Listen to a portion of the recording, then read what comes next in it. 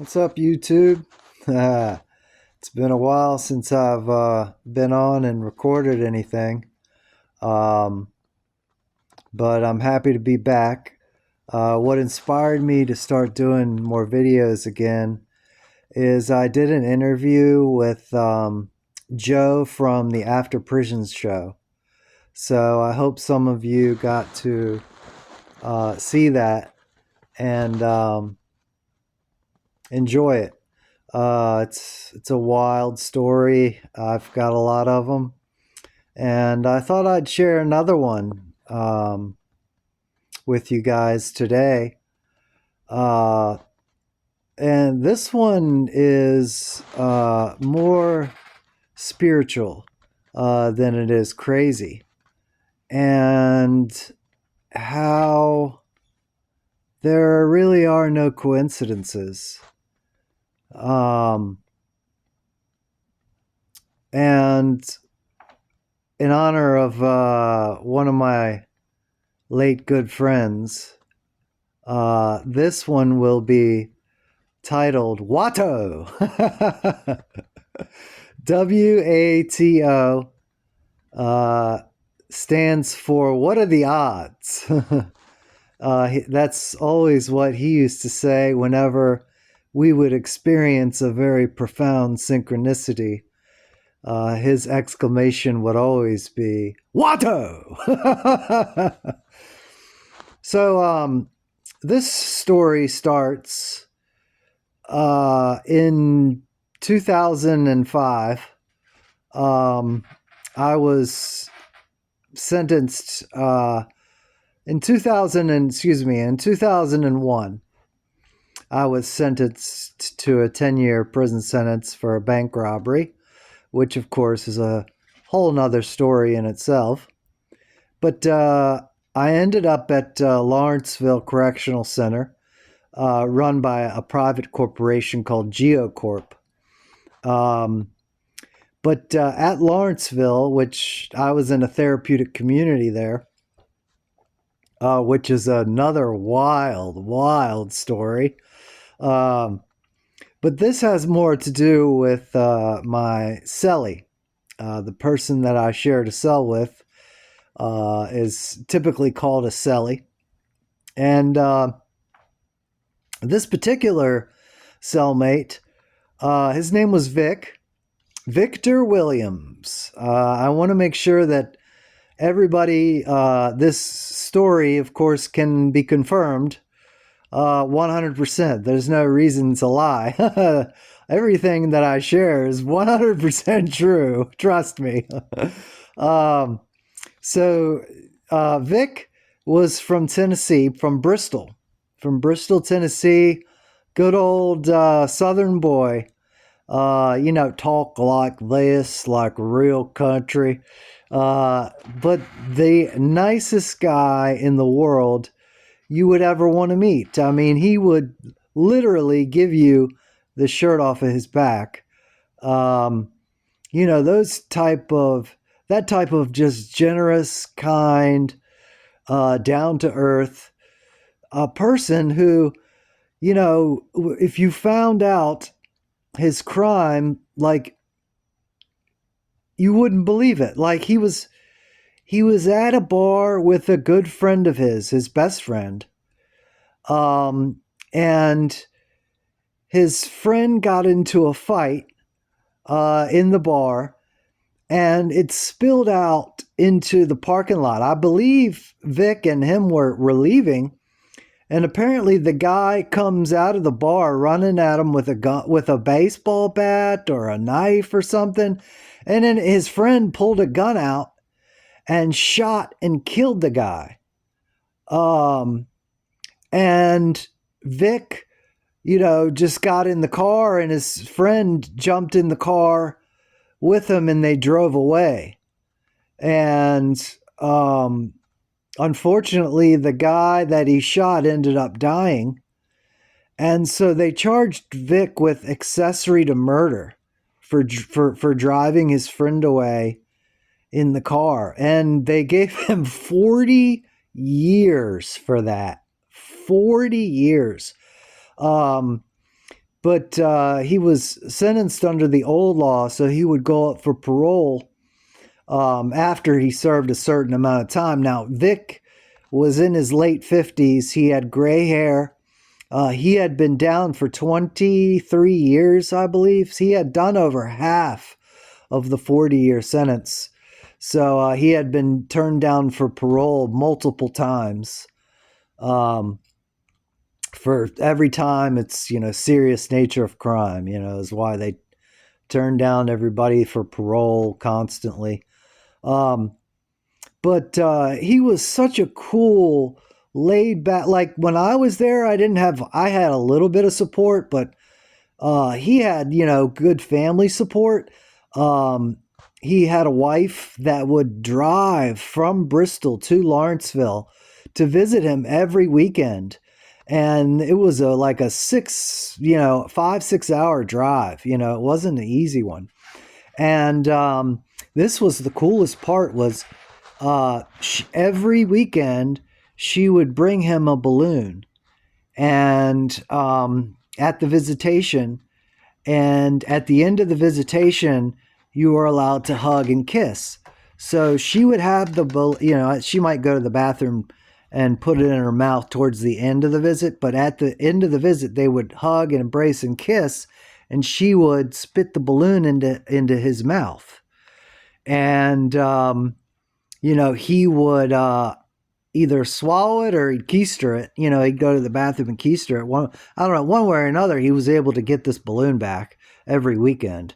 And it was always pretty much the same. It was always like, a spoon of weed, a couple little grams of weed, good weed, and 3,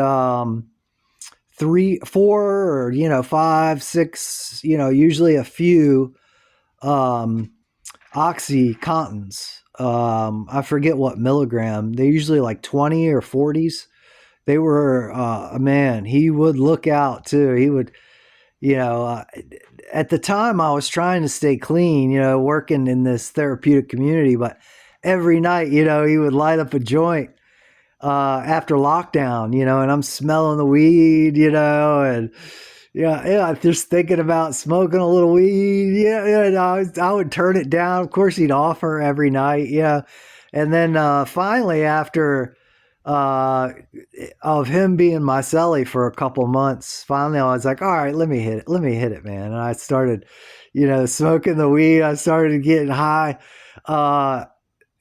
Consistently, every day. And then the next thing it was back to sniffing a little, bump of dope here and there.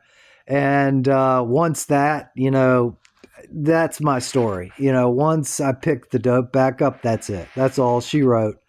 I sold, but that's what I was talking about was he had a TV, his family would look out for him.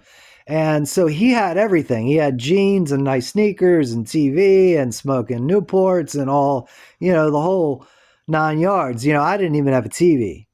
What little bit of money I did get, went to tobacco, coffee, and canteen. And, I did have a nice pair of Levi's and some really nice sneakers that was able to get. But once I started doing the dope again, I sold the Levi's, I sold the sneakers, now I'm wearing state clothes.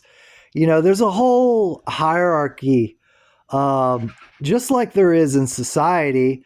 You have your elite billionaires and, your upper, and then you got your like middle class, and then there's like the poor lower class. Well, the same exact thing happens in prison. The people that have a lot of support and especially are able to somehow finagle their way and get a pack in and make, tens of hundreds of thousands of dollars behind bars. Those are like your elite up here, top status type, upper class. And then, you have people kind of in the middle where they get, support, a few $100s a month from family and friends and stuff like that. And then you have your bottom that absolutely get no support at all. other than doing like a penitentiary job and making $50 a month, because the most you can make is, 50 cents an hour or something, unless you get like at a prison with a trade and maybe make $1 an hour at the most. But let me get back to the story. I kind of went on a tangent there. Back to Vic. Vic was a really good dude. He was, I would say, the best cellie I ever had. We never had bumped heads or had a cross. We just got along like peas in a pod, man. Vic was a cool dude, man. And I always remembered him. And I'll never forget him. I've made quite a few good friends from behind bars. And Vic was one that I would consider a friend. And so that was 2001 to 2002 to 2010. I did 8.5 years. Was released from prison and did very well for a while, and managed to stay out of. Yeah, I went back to jail here, a time or two. Nothing serious, nothing major, up until 2021. Was when I would catch these new felonies. That the story I just told on After Prison Show is the story behind how I caught these. It was originally 6 felonies for introducing a narcotic into an institution. So what happened was I went to. We're getting into the wild part of the story here now. I was sent to Nottoway Receiving, which used to just be a level 4 prison in Virginia. And now they made a few of the buildings there receiving.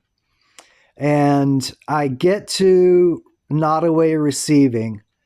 And now this was 2022. So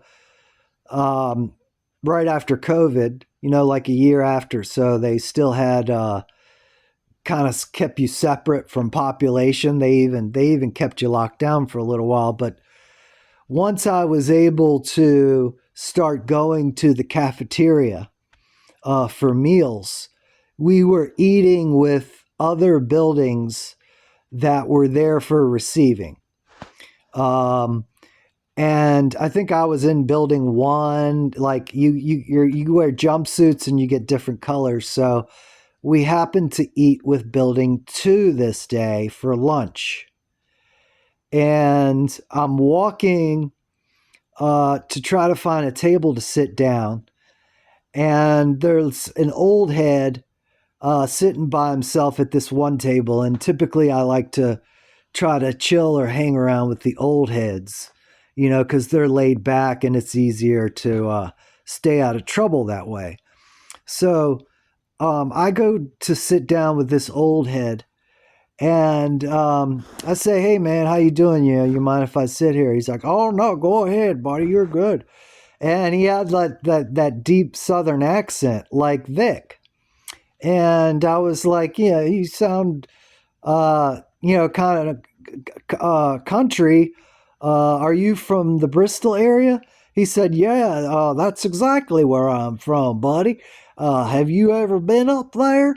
And I said, "No, but as a matter of fact, I had a good, the best celly I've ever had in my entire life was at Lawrenceville."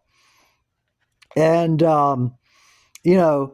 it was a shame because this old guy, we were just talking, and he was telling me about how he was back on a violation of parole. He had violated his parole. He had some weed, but he had been down for like 30 years, and now he's back on a parole violation, and he thinks they might keep him for the rest of his life. And I'm like, damn, that's crazy. I had a good celly. So I started telling him about my friend Vic. And, he looks at me and he goes, "Was his name Vic Williams?" And I said, yeah, dude, that was his. He says, that was my co-defendant. He was Vic's best friend, the guy that shot the guy at the bar. Here I am at Nottoway sitting with Vic's best friend. The guy, I'm WATO! Like, are you kidding me? How in the world did I end up sitting at the same table with Vic Williams' co-defendant, who he committed the murder with, who Vic drove him away in the car? Like, who else wouldn't have done that? Like, if you were at a bar with your best friend and he shot somebody in a fight, wouldn't you help him out? Or I guess the right thing to do, of course, would have been to just stay there and say that it was self-defense. But you're all caught up in the moment, And so here I am, and I could not believe it. My mind was absolutely blown. So I was like, oh my God, how is Vic? How is he doing? And unfortunately, Vic had passed away from pancreatic cancer like 2 years ago, but he did make it out. He did get back out onto the street.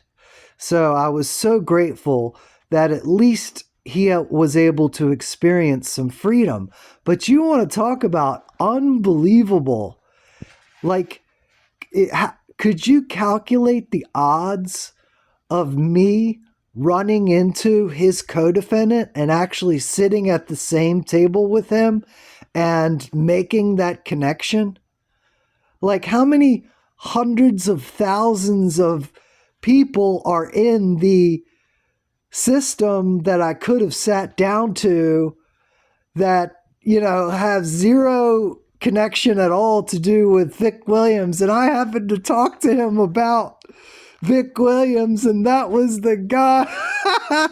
That's just, it just tickles me pink the way that the universe works. So I hope you enjoyed this story. And remember that a coincidence, as my mom, God bless her soul, always used to say, a coincidence is God's way of remaining anonymous. So thank you, God, for winking at me that day and giving me the opportunity to share this incredible, amazing experience of WATO!